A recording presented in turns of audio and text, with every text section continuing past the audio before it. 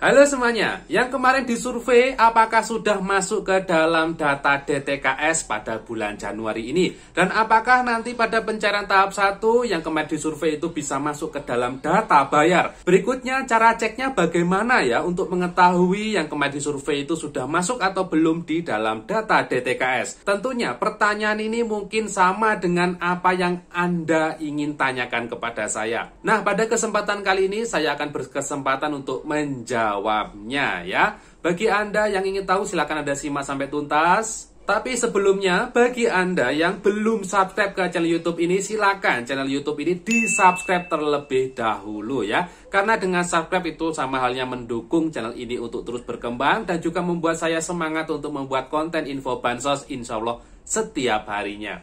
Baik Bapak Ibu sekalian sobat netizen dimanapun Anda berada, saatnya kita akan masuk ke dalam topik pembahasan kita kali ini.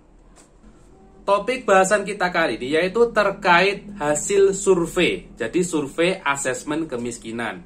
Survei ini apa? Jadi kemarin yang belum tahu, pada bulan September ya Oktober itu ada survei asesmen kemiskinan. Di mana survei ini adalah mensurvei masyarakat atau warga yang belum pernah mendapatkan bansos sama sekali.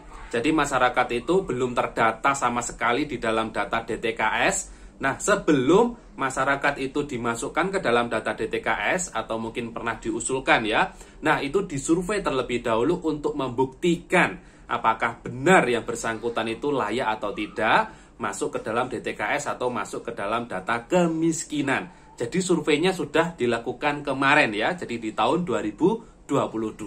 Lalu survei yang pernah dilakukan kemarin itu, apakah nama yang disurvei itu sudah masuk ke dalam data DTKS? Nah, langsung saja akan saya jawab, ternyata belum masuk ya. Jadi belum masuk. Tadi pagi saya coba cek berdasarkan akun SIGNG, ternyata di sana belum masuk namanya. Jadi ada beberapa nama yang kemarin saya sampling dan nama-nama itu memang saat survei itu kategorinya masuk kriteria kemiskinan ya. Jadi saya coba sampling beberapa nama, ternyata masih belum muncul dan tampilannya seperti ini.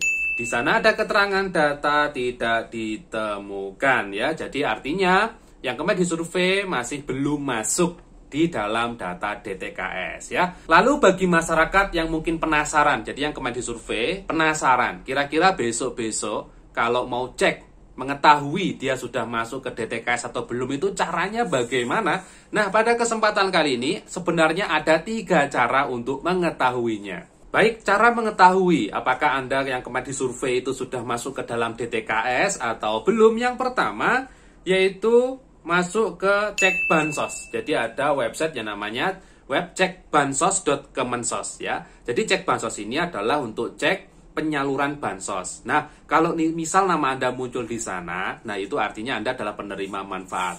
Tapi untuk cara yang pertama ini sebenarnya ada kelemahan, di mana kelemahannya itu bisa mengetahui kalau yang bersangkutan itu sudah salur bantuannya.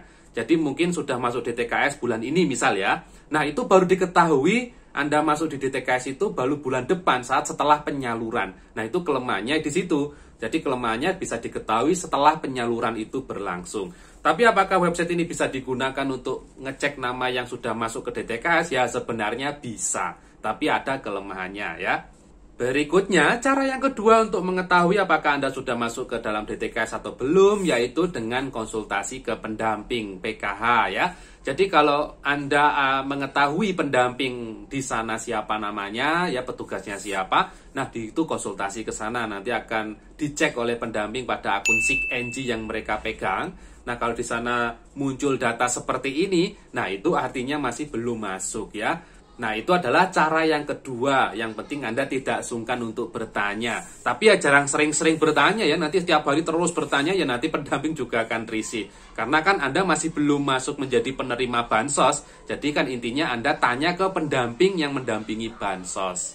Nah itu cara yang kedua. Cara yang ketiga, ya ini sangat mudah. Cara yang ketiga Anda tidak perlu cek di cek bansos, Anda tidak perlu tanya ke pendamping. Cara yang ketiga yaitu adalah Anda cukup menunggu informasi dari channel YouTube saya. Nah itu yang ketiga ini cukup mudah ya. Jadi Anda cukup mengetahui informasi yang diupload di sini apakah sudah masuk atau belum. Jadi kalau nanti saya mengupload informasi terkait, oh ini nama ini sudah masuk ya, oh ada keterangan namanya sudah lolos di DTKS. Nah, itu adalah cara yang paling mudah, yaitu menyimak informasi video saya. Setelah Anda menyimak informasi video saya, nah nanti Anda lari ke cara yang kedua tadi itu, untuk memastikan ya, untuk memastikan itu cek ke pendamping, untuk dicek di dalam sistem SIG-NG. Jadi tadi itu ya, ketiga caranya. Cara yang pertama yaitu dicek bansos, cara yang kedua bisa cek di SIG-NG pendamping, cara yang ketiga yaitu menunggu informasi dari channel YouTube saya. Karena nanti kalau ada update, insya Allah akan saya bantu sampaikan ya. Jadi sebenarnya tidak perlu tergesa-gesa terkait informasi yang masuk ke DTKS atau belum ya. Yang penting sabar menunggu saja, sambil ditambah dengan doa semoga Anda lolos ke dalam penerima bantuan sosial, dikhususkan bagi masyarakat yang benar-benar membutuhkan. Nah, tadi itu terkait hasil survei dan cara ceknya bagaimana sudah saya sampaikan. Tapi sebelum saya menutup video ini, ada yang perlu saya sampaikan terkait survei kemarin. Itu adalah survei bagi warga yang belum masuk ke DTKS ya. Jadi kalau survei bagi yang sudah menerima bansos itu beda lagi.